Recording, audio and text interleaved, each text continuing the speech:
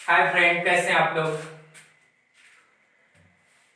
मेरे दोस्त, इससे पहले वाले वीडियो में हम लोगों ने कुछ टर्मिनोलॉजी के बारे में जाना था। उसके बाद हम लोगों ने संसद की कुछ कार्यवाही के बारे में जाना था। आज हम लोग एक नया टॉपिक देखेंगे। आप लोगों ने एक नया नाम सुना होगा, पॉलिटी में एक टॉपिक सुना होगा जिसे प्रोटेम स्पीकर के नाम से जाना जाता है।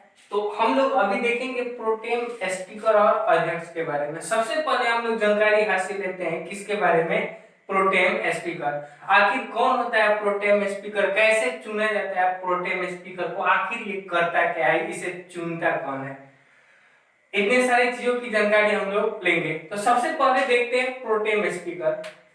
ये जो प्रोटेम स्पीकर का पद है, इस पद की चर्चा हमारे संविधान में कहीं नहीं है। यानी प्रोटेम स्पीकर का उल्लेख हमारे संविधान में नहीं है। ये जो प्रोटेम स्पीकर है, ये जो प्रोटेम है, ये प्रोटेम एक लैटिन भाषा का शब्द है। प्रोटेम किस भाषा का शब्द है? लैटिन भाषा का शब्द है, जिसका अर्थ होता है कुछ समय के लिए। प्रोटेम क्या है? एक लैटिन भाषा का शब्द है जिसका अर्थ होता है कुछ समय के लिए। अक्सर होता क्या है, जैसे ही नई लोकसभा का गठन होता है, जैसे ही लोकसभा के सारे सदस्य निर्वाचित होकर आते हैं, उस समय राष्ट्रपति के द्वारा उसी सदस्यों में से किसी एक वरिष्ठ सदस्य को प्रोटेम स्पीकर चुन लिया जाता है। यानी प्रोटेम स्पीकर को नियुक्त करता है राष्ट्रपति। ये प्रोटेम स्पीकर होता कौन है? तो जितने भी निर्वाचित सदस्य हैं, उन्हीं निर्वाचित सदस्यों में एक वरिष्ठ व्यक्ति होता है, जानकार व्यक्ति होता है। उसी व्यक्ति को प्रोटेम स्पीकर चुन लिया जाता है। अब बात यहाँ आती है कि ये जो प्रोटेम स्पीकर है, इसे क्यों चुना जाता है, आखिर इसका काम क्या है। तो प्रोटेम स्पीकर करता क्या है? जैसे ही नए लोकसभा का गठन होता है, तो लोकसभा के गठन के बाद सारे सदस्यों को शपथ दिलाने का काम किसका होता है? प्रोटेम स्पीकर का। जैसे ही सारे सदस्य सदन में बैठते हैं, सबसे पहले सारे सदस्यों को शपथ दिलाने का काम कौन करता है? Protem speaker. बाकी प्रोटेम स्पीकर का काम क्या है? तो ये नवनिर्वाचित सदन की क्या करता है? अध्यक्षता करता है। प्रोटेम स्पीकर का पहला काम नवनिर्वाचित सदन की अध्यक्षता करना। ये सदस्यों को शपथ दिलाता है, यानी जितने सारे सदस्य निर्वाचित होके आए हैं, इन सारे सदस्यों को शपथ कौन दिलाता है? Protem speaker. इसके अलावा ये अध्यक्ष एवं उपाध्यक्ष का निर्वाचन सुनिश्चित करता है। यानी प्रोटेम स्पीकर एक परमानेंट पद नहीं है, यह एक तत्कालीन पद है। जैसे ही ये सारे सदस्यों को शपथ दिलाता है, उसके बाद इस पद की समाप्ति हो जाती है, और इस पद की समाप्ति के बाद उसी सदन में से किसी एक व्यक्ति को अध्यक्ष और किसी एक व्यक्ति को उपाध्यक्ष चुन लिया जाता है। यानी ये करता क्या है? ये अध्यक्ष और उपाध्यक्ष के निर्वाचन को सुनिश्चित करता है।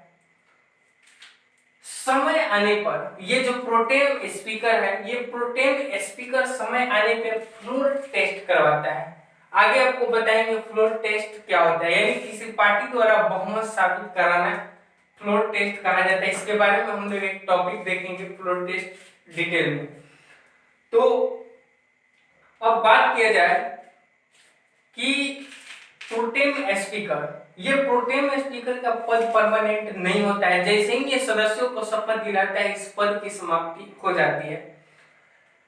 लेकिन पहली बार लोकसभा के अध्यक्ष के रूप में जीवी मावलंकर को चुना गया था, गणेश वासुदेव मावलंकर। ये जो गणेश वासुदेव मावलंकर हैं, इन्हें पहली बार प्रोटेम स्पीकर के रूप में नियुक्त किया गया था, और प्रोटेम स्पीकर के बाद ये स्पीकर हो गए, यानी लोकसभा के लिए क्या हो गए? अध्यक्ष हो गए। आपसे क्वेश्चन पूछ सकता है कि प्रोटेम स्पीकर के बाद डायरेक्ट स्पीकर होने वाले व्यक्तियों में कौन कौन शामिल है? तो एक नाम आता है जीवी मावलंकर, और दूसरा नाम आता है सोमनाथ चटर्जी। पहला जीबी मावलंकर और दूसरा नाम सोमनाथ चटर्जी। ये लोग पहले प्रोटेम स्पीकर के रूप में नियुक्त किए गए थे और प्रोटेम स्पीकर के बाद इन्हीं लोगों को क्या चुन दिया गया, लोकसभा का अध्यक्ष यानी स्पीकर चुन दिया गया। अब बात करते हैं कि लगातार चार बार प्रोटेम स्पीकर के रूप में चुने जाने वाले व्यक्ति कौन है। तो लगातार 4 बार, दो ऐसे व्यक्ति हैं जिन्हें लगातार 4 बार प्रोटेम स्पीकर चुना गया है। एक व्यक्ति का नाम आता है सेठ गोविंद और दूसरे व्यक्ति का नाम आता है इंद्रजीत कुमार। एक व्यक्ति है सेठ गोविंद और दूसरा नाम इंद्रजीत कुमार। तो हम लोगों ने इतना सारा चीज समझा। सबसे पहले प्रोटेम स्पीकर, संविधान में इसका उल्लेख नहीं होता है। जैसे ही नए लोकसभा का गठन होता है तो उन सारे सदस्यों को शपथ दिलाने के लिए एक नए स्पीकर की नियुक्ति होती है, एक तत्कालीन स्पीकर की नियुक्ति होती है राष्ट्रपति के द्वारा, जो सारे सदस्यों को क्या दिलाता है, शपथ दिलाता है। प्रोटेम स्पीकर के बाद डायरेक्ट स्पीकर चुने जाने वाले व्यक्तियों में जीबी मावलंकर और सोमनाथ चटर्जी, जबकि लगातार 4 बार प्रोटेम स्पीकर रह चुके हैं सेठ गोविंद और इंद्रजीत कुमार। अभी 17वीं लोकसभा चल रही है, जबकि 16वीं लोकसभा के प्रोटेम स्पीकर के रूप में कमलनाथ को चुना गया था। 16वीं लोकसभा के प्रोटेम स्पीकर के रूप में किन्हें चुना गया था, कमलनाथ। फिलहाल में आप लोगों ने कमलनाथ का नाम बहुत सुना होगा, बहुत चर्चा में थी। लेकिन वर्तमान में, अगर वर्तमान में बात किया जाए तो वर्तमान में किस व्यक्ति को प्रोटेम स्पीकर के रूप में नियुक्त किया गया था, तो वर्तमान में एक व्यक्ति थे जिनका नाम था वीरेंद्र कुमार।